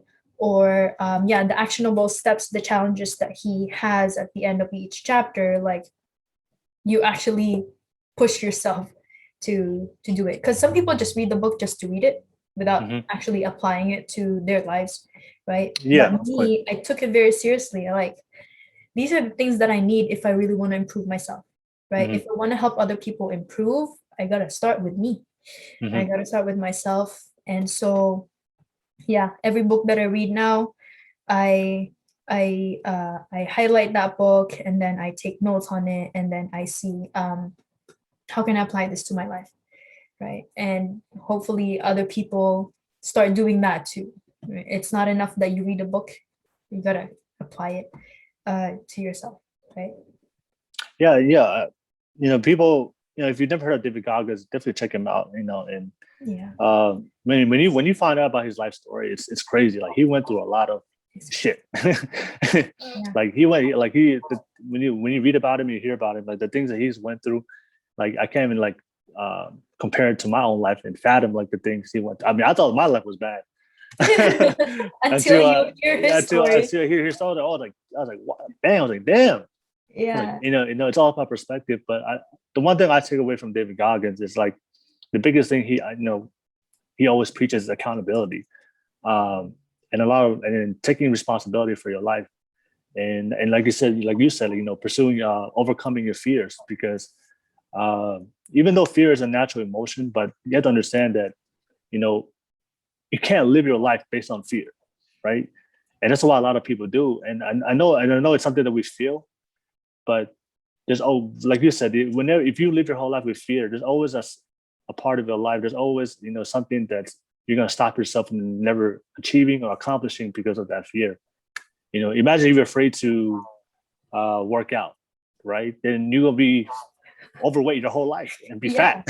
Right? Just because of one simple fear. Like you said, like you mentioned before, like you could have been afraid, you didn't know how to work out, but you could have been afraid about it. But we just went into that little gym in your condo Yeah. and got the little weight, and you didn't know it was right or wrong. You just started doing it. You just started lifting it, right? Even though you had no idea what you were doing, even though you probably were a little bit afraid to do it, but you did it anyway. But just think about, like, if you never made that decision, right? Then you would have never went down path, and you never would have experienced the things that you experienced in your life that led to the point of who you are today. Exactly. And for a lot of people, that's their reality, that there's so many decisions and things that they're not doing. If you're watching this right now, there's so many things in your heart you want to do, but because of that fear, you never do it, and you're just missing out on all of those experiences and the things that you could have experienced or attained in your life, and that's something you will never know. So it's so important to attack it head on, and to see David Goggins, to be like think about it. He was like a Navy SEAL. He started as a Navy SEAL, but now he's one of the most renowned, prominent motivational speakers in the world. Right? And he's a millionaire, right? So, like, he literally just changed his whole life by just being himself, inspiring himself. But he just did something that he was really passionate about. But if he would have gave up all those times that he talked about in his life, and I think one of my favorite quotes in life is, "You already know what giving up feels like. Don't you want to feel like what happens if you don't?" If you don't. Ooh, that's the first time I heard that. Okay. Yeah. So it's funny. I always tell myself, when I'm running and I want to give up from reaching that light, I always tell myself, you already know giving up feels like. Don't you want to know what it feels like if you cross that? I'm writing that down. Crossing that finish line, cross that light. And then as soon as I cross that light, that feeling, whew, yeah, this feels good. I did it, yeah. And then I look back, I'm like, oh, I ran that far. Yeah, exactly. Like, you already know, if you stop running, you already know what that feels like. Yeah. If you walk the rest of the mile, you already know what that feels like because you've done it so many times. But don't you want to know for the feeling if you run the rest and cross that mile, and then when you do it and feel it, it's a great feeling. It's good. Yeah. Yeah, it's a great feeling. So, yeah, thank you so much for sharing that. Thank you so much for sharing your life story. And I know one of the things that we're going to talk about anyways was personal growth, and we literally just talked about that the whole time. Yeah. About your whole life. I do want to ask you, so you went through a lot of things in your life, a lot of challenges, a lot of different types of transformations within yourself. But the one thing I want to ask you today, what is your why today? Like, what inspires you today? What inspires me today? Yeah. Your version of yourself today. What's your inspiration and what's your why? My why right now, yeah, is still to inspire other people. Okay. Right? Because again, coming from growing up, like, I never had somebody like me, and I wish somebody I had a friend like me growing up, or a big sister or somebody, a mentor growing up and teaching me all about self-love or personal growth and confidence, building up your confidence, because then I would be at a different place right now, like maybe better than I am right now, right? And I wish that's why I want to be that person for other people. Yeah, okay. Right? I want to be like the big sister. I want to be the mentor for other people. I want to inspire them to change themselves, right? Because I know how it feels like to be at a vulnerable state and not having anyone to run to, right? Or not having anyone to get experiences from or learn from, So still to this day, it's all about inspiring other people, right? Because once I've created that impact on other people, then I think that makes me the happiest. Yeah. And so that's my life right now. No, I love that. One of the questions I do receive from a lot of people is, they always ask the question, how do I change my life? How do I become better? How do I reach my potential? And because, a lot of people, you already know this, most people are lazy. Just keep it 100. I Most was people that have, person. most people are lazy. Like you said, most people are lazy. They don't have goals. They don't have dreams. Mhm. Nobody's ever taught them. Like you said, this is information and skill that we're not taught in school, and we don't have certain people in our life that teach us about personal growth and how to deal with life challenges. In school, we learn about algebra, but we never learn about life. You know. All right. Um, and I love what you said, that you want to inspire people. And I always one of my favorite quotes in life is like, if you want to find yourself, lose yourself in the servitude of other people, Others. Yeah. of others, right? And the reason why, when somebody tells me, my life sucks, I always tell them, I always advise them, go spend time with somebody that has a worse life than you, so you can give you perspective that your life doesn't really suck, because your life is terrible. It may be For you, terrible, it is. yeah, But but in the grand scheme of life, you're like, it's not that bad, and because I always feel like when it comes to like who we are in life and who we become in the quality of life we live, it really comes down to your perspective, the way you see things. For some people, they can look at fear and see that as a way to stop themselves from never doing the things they don't want to do. They want to do, but then there's some people look at fear as a way. You know what? I'm afraid, but I do want to challenge it and go on the other side. And sometimes people, we become prisoners in our own reality, right? Because if all you've known your whole life is pain, then it's really hard for you to see a different perspective, to see that there is a light, there is a better path, there is a better life outside of it. And that's all I always say is, like, for me, the greatest thing about inspiring people, which is what I love to do, because as I meet people, as I connect with people, as I build relations with people and hear their own stories and all the terrible things and struggles and traumas they've gone through, it always puts things for me in perspective to understand, wow, there's people out there struggling, right? And to know, and to know that, that I'm going through the same thing. Because I feel like sometimes as people, as we go through our own challenges, we feel like that we're the only one going through it. Yeah. All right. We feel like we're all alone. Like, I'm the only one feeling. I'm the only one sucking. I'm the only one not doing what I'm supposed to do. Worse. Yeah, Right? but the thing is, every day there are people like that, and then also just seeing the world and that there's other people out there struggling and going through worse circumstances. It's really, really hard to feel bad about yourself when you're around people and you see people in the worst situation as you. Yeah. And if those people are struggling and suffering in their life and they're still able to get up and live their life, then so can you.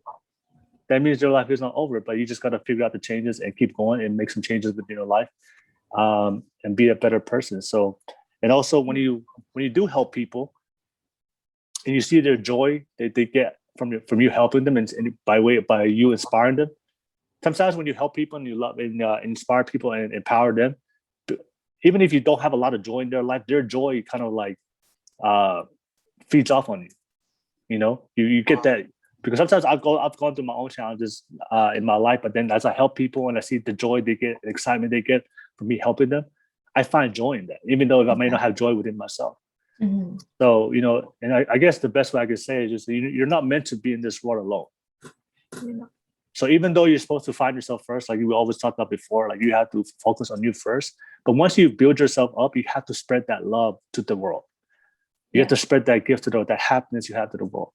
You can't just build yourself up and then lock yourself in a room. Ignore others. Yeah. Keep it to yourself. I do really believe that God gave us our talents to share with the world.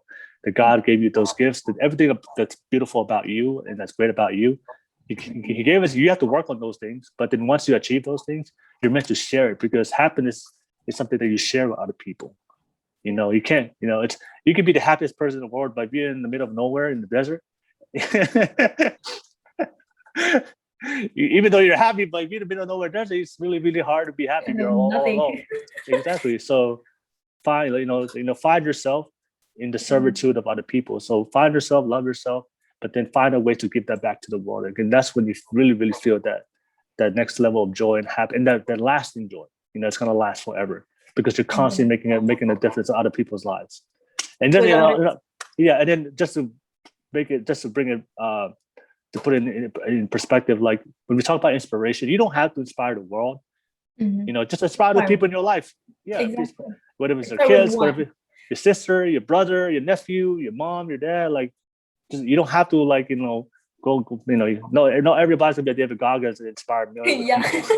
Even if that's what you do, work towards it. That's what I want to do, But like you say, you don't have to be like, you just start one person, like you said, start one person. And I always tell people, no matter how crappy your life is or how shitty your life is, I always tell people there's always somebody in your life that's watching you, that you're their inspiration. So for me, it's my younger siblings. So like, I want to be my inspiration to my younger siblings, and so they can look through me and then they can give them a better life. Then, so even though I always want to feel down about myself, I always remind myself, oh man, my younger siblings, they're watching me. I'm doing this for them. This inspires me. Yeah. No, one thing I also learned is because you were talking about impacting people, right? Yeah. And you cannot impact everyone, of course. Yeah, you can. Because you cannot please everyone. Yeah. Right. Not everyone's gonna be happy with what I'm posting. And before, that was my focus. Like I wanted you to like this. I'm doing this for you. I'm doing this for you. I'm doing this for you. But I was forgetting that, not everyone's into it. Not everyone's into like working out. Not everyone's into like rah, motivational stuff. But I've focused on the people who are into those, right? I focus on the person who gets motivated. I'm focusing on the person who in the morning they think about, bettering themselves. And if I could just impact one person, just one person, that's good enough for me, right? Yeah. At least I know what I'm doing is has an effect on another person. Yeah. Right? And also it's really I love you brought that up. One of them, it's also very important to make sure that that you don't expect anything out of the people that you try to inspire. Yeah. Because I feel like a lot of people, they give their inspiration and their love is conditional. So they do all this work for the people, but but how come these people don't like me? How come these people? No, so it's like, oh, you're going about it the wrong way. You're trying to give something and expecting a return. But if you're genuine, like real love, when you really love somebody, you don't really care about whether they love you back because you just really care about them. You just love them, regardless of what they do, who they are. That's why that pure love. It's unconditional, right? So a lot of the pain that we go through in life is like we expect expectations out of people. And so if you find a way to live your life, and that's how the way I live my life. Like I just be myself. I try to give to people. I don't expect anything in return. And what happens is if you live your life that way, life or universe or whatever you believe in, God always finds a way to give back. Exactly. Like life is not about what you can get; it's about what you can give. Yeah. A lot of people focus on what can I get. I want to get attention. I want to get social media. I want to get gold. I want to get money. I want to get like you just focus on what you're getting and you're giving bare minimum. The people that ever accomplished great things, they just gave. They just keep working. They just put out their love, their happiness, their effort. They kept giving their gifts, and they didn't expect anything. But what happens is, when you keep giving, life, the universe will reward you and give you back because you wanted to pay that price. Exactly. But the problem with today, people want maximum return but give minimal. They only want to give minimal effort. I know. I think this society, like the millennial generation, you have that like microwave mentality, right? Yeah, microwave. Like, instant gratification. Yep. Instant gratification, and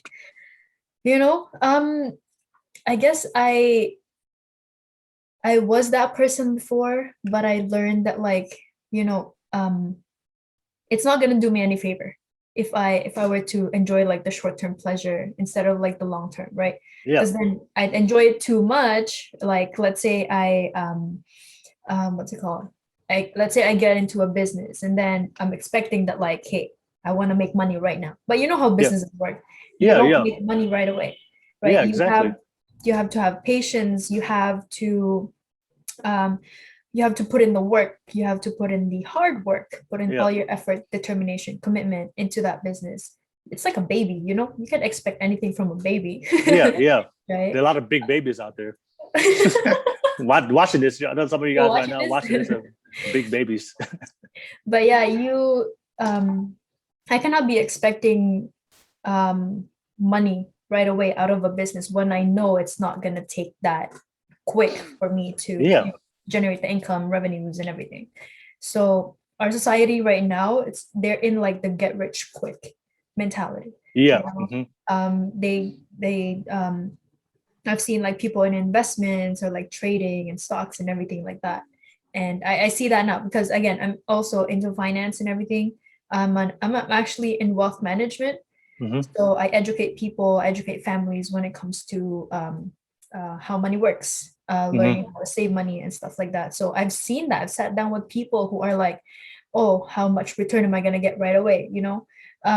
It's that kind of mentality that I wish would improve more, or like wish people would like try to unlearn or like remove from their mindset, just so they could enjoy the long-term gain in the future, and delay the gratification. So I think it all comes down to the mindset in general. Where for everyone, right? So no, I love what you said. We can add on to it. No. No, it's absolutely true. Like our society today, the millennials, we are very entitled. We expect things to be given to us. Yeah. Without putting in any kind of type of work, because everything's so fast now. Fast food, fast dating apps, fast delivery. Everything's fast. People get upset today if the delivery package doesn't come like on the same little day. Inconvenience, right? Yeah, really. If it becomes 1 day later, 2 days, like people like get a fit, throw a tantrum just because of if their food it was served like 10 minutes later, 5 minutes or later. like the Wi-Fi disconnects. Yeah, the Wi-Fi disconnects, or the Wi-Fi is slow. All right. And that's just the reality of life. And a lot of millennials today, they want things fast. And of course, the social media that only amplifies it to make it worse. And we see all these people succeeding, but the problem is you don't see the work behind those efforts. So you see them with the success on their social media, but you never saw the years, the amount of work they actually have to put in to get to that point. And I love what you said for bringing it back all the way to the beginning of our podcast. You mentioned you have to focus on your journey, and people that ever succeeded, people that ever attained happiness, love, success into their life, they never worried about the destination or the results. They just wanted to do something that made them happy. Yeah. And they weren't expecting anything out of return. And when somebody starts a business, if you listen to a lot of these great entrepreneurs, a lot of them just had a passion for business. They just had a dream, and they didn't really worry about like how much money they were going to make, or they never saw themselves being millionaires or billionaires. They just knew they had an idea, and it was something that they were very passionate about. They loved doing, and they took action and just did it. And then they didn't really care where it was going to go, but they just realized in their heart that that's what they wanted to do. And then, of course, just like the compound, was that book, The Compound? Effect. Yeah. Yeah, like you said, when you put in effort, a lot of work, what happens? Results. Yeah. Results come. It's what happens when you work hard on something. We put in the time and effort, things happen. So for everybody, everybody out there, you have to like stop being entitled that things are supposed to be given to you. The world does not revolve around you. It does Things not. won't be handed to you. You gotta put in the hard work first. Yeah. And I would say this, a lot of times I hear people afraid of failing because they're afraid of what people will say. I'm not saying right now, people don't really care, honestly. People are focused on themselves, especially like when you're at the gym and you feel very insecure of what you're doing. People are not focusing on you. People don't. I'm telling you, people have. Oh my! I was like, please, like you need to like level down. Like people don't really. Oh, I don't want to go to the gym because people might think like, look, you're not a celebrity. All right. Yeah. Nobody cares about you. And I'm saying that with love. Like nobody, when you walk into the gym, nobody cares. Everybody's working out. But like I said, we play these scenarios in our life. And of course that's what we believe, and then we stop. Then we feed that fear. That's a fear that we just start feeding. I think one of my favorite quotes was like, pay attention. Like our dreams and our fears are as hungry as our fears are just as hungry as our dreams. Make sure you know what you're feeding. Yeah. So make sure you're feeding yourself. So I guess the last question I do want to ask you, I think this is very, very important. As you grow in your life, did you ever have to because one of the things I always hear from successful people and entrepreneurs is they always talk about as they leveled up in life, they had to level up with their friends. So I do want to ask you, did you keep the same friends, or did you have to distance yourself from some friends, or did you have to cut some friends to, that weren't really, they weren't nourishing you to be the woman you are today? Because that's one of the hardest things I do see for a lot of people. It's really hard for people to cut off friends that they grew up their whole life. And I always tell people, like, you have to cut people off. I know if they're not adding value to your life, they're not making you happy, they're not making you better, then those people, you can waste your whole life being around people with no ambition, no goals, and no drive to do something better. But fortunately, I see people like that all the time, and they become trapped and they never do anything with their life because they're afraid to ever cut that cord from the people that's actually toxic and or not empowering them to be better. So I do want to ask you that question. I did. Yeah. And that's funny because that's actually on my notes. I'm like, that's actually one of the things that I wanted to touch base on is associations, right? Yeah. Because when you probably heard of this quote before, the people you hang around with, right, affects your life pretty much. So when you hang around with with 5 smart people, soon you'll be the 6th. Yeah. You hang out with 5 successful people, you'll be the 6th. Yeah. You hang around 5 dumb people, you're gonna be the 6th dumb person. Exactly, right? So throughout my journey, I did have to cut some people off. Some of them cut me off out of their lives. And I could, that's just how life works. And I have nothing against them for doing that. Yeah, of course. Because if I'm not adding value to them, okay, I'm good with that. And so, so some people that I had in my life, I had to cut off. I did, some of them I didn't really tell them I'm cutting them off. I just did. You just distanced yourself, and then I just distanced myself, and hopefully they got the message. You know what I had to do too? It's because I wanted to focus on myself, right? I wanted to focus on personal growth, but most of the people I was surrounded with, and if they're listening to this, I'm so sorry I had to say this. I wanted to outgrow, right? Because the people in that group didn't want to go out of their comfort zone. Yeah. Didn't want to go out of what they were used to doing, but me, I was all about stepping up, going out of my comfort zone, growing out of the person that I was, right? But they weren't willing to do that. And so even though I love them, even though, we had memories and everything, I just have to distance myself, because this time I gotta group with people that are who I want to be. That are already where I want to be. I want to be successful, so I want to group with people who are successful, right? And the way I do that now, even during COVID, of course, I'm not going to see these people. So what I do is I limit what I see on my Instagram. So I've muted some people. I've muted their stories and their posts, not because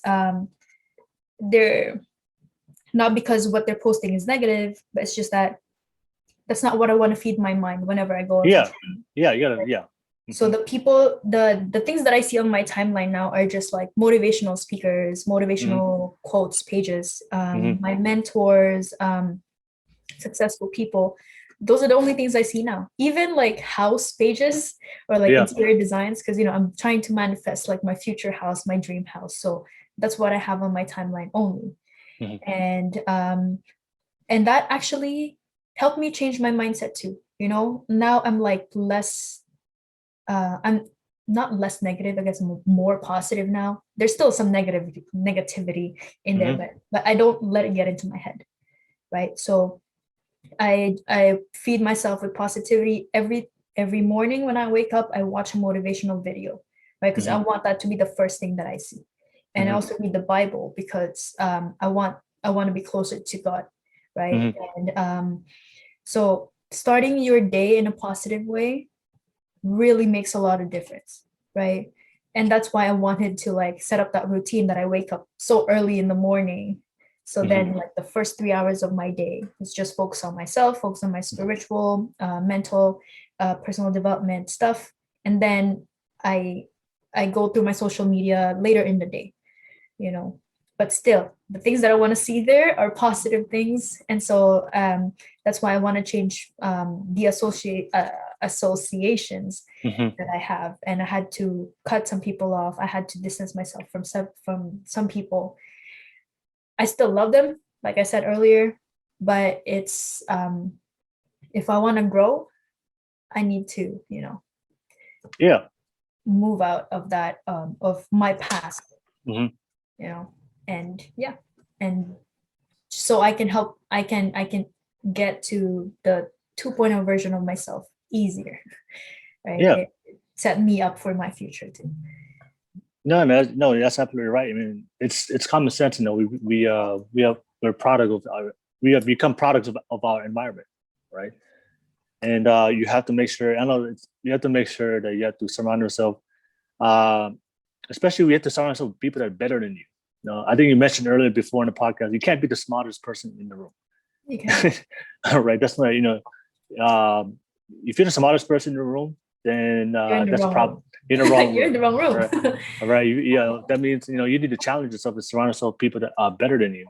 And that's something that you just have to understand. And just like everything in life, there is a price to pay. And you can't have it both ways. You know, sometimes people are like, why can't I want to keep my friends, but I also want to be successful? It's like, oh, well, you Can't can't. have both. You can't, you know, that's just the reality of life. You can't have both. And, you know, and like I said, if you, there's nothing, and I have friends like that too, and I had to distance myself from, and I do want to make sure everybody understands, like, there's no love lost with them. I don't have no problems with people, you know, whatever they want to choose with their life that makes them happy. Um, but you have to surround yourself with people that are aligned with what you want out of life, especially if you come from a very tough upbringing. So for me, I have a lot of friends, you know, that are in prison, incarcerated. I have cousins and family that's, you know, uh, that are spending life in prison. So you have to understand that the people you surround yourself with can sometimes cost you. Sometimes you hang around the wrong people and you put in the wrong situation, and then something happens, and that will forever change your life. So there's a lot of good people that have messed up their life just being around with the wrong people. Exactly.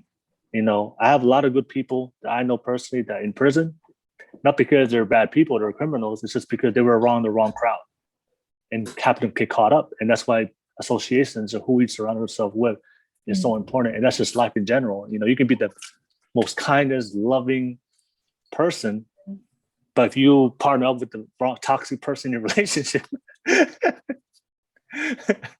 right? You're gonna suffer.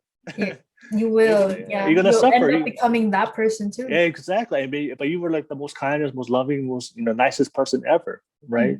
And the same thing with success. You can be the most talented person. You can be the most gifted person. You have great ideas, but if you're around with the wrong people that constantly tear you down, that constantly show you bad habits, that constantly influence you to make bad decisions, then you're never going to manifest anything into your life and manifest to the person that you want to become. Exactly. So it's not easy, you know. I'm not a lie. It's not easy. And to think about it, it's like it still comes down to your choices, right? Yeah, So yeah, imagine exactly. in high school when my parents left, I chose to hang out with the wrong crowd. Yeah, exactly. Right? Then I would have been in a different path. I wouldn't Exactly. be here, right? Yep. I wouldn't be here in front of you right now. And who knows? Who knows where I'd Who be knows, right? Exactly. if I made the wrong choice. And at that moment, like I wasn't even thinking about it. I wasn't completely aware until you look back at it, like a few years into, you're like, oh, good thing I made the right choice, right? And yeah, I think I can still tie that to how my parents brought me up, right? They raised me in a good way, and I'm grateful for that, right? Because now the decisions that I'm making, it like some of the values that I have are still there. You know, I still end up making the right decisions somehow, and I can choose the right. We know what's right from wrong, right? So I always end up choosing the right way, at least what I think is the right choice at that moment. So yeah, ties back to my childhood too, my upbringing. All right. Okay. So I guess in closing, the last question I do want to ask you is I had the question in my mind. I'm trying. This is the last question. I do want to ask you: are there any regrets that you have in your life in the past? Do I have any regrets? Yeah, if you had a chance to redo something in your life, then you would have. That you would do. You go back and redo it. I don't think so, because everything that got me to where I am right now is because of, again, the decisions, the choices I've made, right? And if I regretted making that decision, then I think I'd be at a miserable state. Well, no, yeah. Well, I'm not saying I regret. I'm just saying if you had a chance to redo something that, obviously we know that if something doesn't happen, we learn from it, right? Yeah. But there's always things we always have. We always sometimes look back and I'm like, you know what, I should have did that better. You know what, I should have made that relationship. I should have asked that question. Or I should have. I should have stood up for myself in that situation. But yeah. I guess I wish I took time outside of out of high school. I wish I took my time, right? And we talked about that. There you go. Okay. Story. Yeah. I wish I took my time thinking about what kind of path I wanted to take, right? Okay. I wish I wish I had really dug deep within me and thought about what makes me happy, or what makes me what gets me up every morning, because then when I went to school, I mean, I have no regrets going to school, right? Yep. So good thing. I learned a lot from school. However, I wasn't happy, right? So I wish I took my time. And maybe if I ended up in accounting again, still, even after taking my time, then at least I know I gave it some thought. Okay. So yeah, there you go. That's all right, my nice. answer to that question. Thank you so much. Yeah. So I guess we'll come to the end of the podcast. I just want to say to you, thank you so much. I really appreciate you taking the time to be here. I really enjoyed our conversation. I learned a lot from you. Too. Yeah. Learned a lot from you. You are, to me, you have a great light that you need to shine upon this world. So definitely, I'm excited to watch your journey, and you just keep shining in your life. The one thing I do ask every guest at the end of the show, if you can just leave some final thoughts, some final words of wisdom, and we'll close up the podcast with that. So go ahead. Final thoughts. It's a big one. Something I'm not prepared for. I'm not really prepared for anything, right? But if I were to leave you with something, the listeners with something, it would be focus on yourself first, right? Try to learn who you are, study yourself. So that's something that we forget to do. We're so focused on other people, but we're never focused on ourselves, right? So try to find that person within you that that's gonna help you become that that 2.0 version of yourself. Read a lot of books, a lot of self-help books, personal development books. Focus on motivating yourself, inspiring yourself first before inspiring other people. And then once you become that person, and then you can help other people become that, then if you are looking for love, then you'll soon attract that person that that's meant for you. But first you have to become that person before you attract that person. Okay. So yeah. Thank you. That's my final thought for the day. All about inspiring people, all about inspiration. And thank you, Will, for having me today. And this is a really good experience. okay, one more thing. I do believe in manifestation and law of attraction, right? I've always told myself that I want to be a speaker. I want to speak in front of an audience. I want to speak to a lot of people. I want to speak on stage. I want to do those things, but I never really had a chance to until today. I'm like, okay, so I manifested that. I started thinking about that myself. I think last year, right? And then in between then and today, I'm like, okay, is this happening? Like, is this even gonna happen? Is it possible that somebody's gonna invite me to interview, somebody's gonna invite me to speak, and then you come and then you message me on Instagram? I'm like, oh, okay. And that's what I grabbed the opportunity right away. I'm like, if this is what God is setting me up for, then I'll grab it and I'll take advantage of it.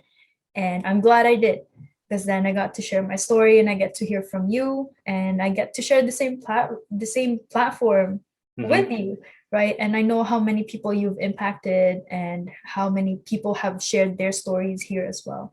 And their stories are just as powerful. Everyone has a story, and I'm glad that you're reaching out to people and you're sharing their stories on your Instagram, your YouTube. It really does make a lot of difference for other people. So. Thank you so much.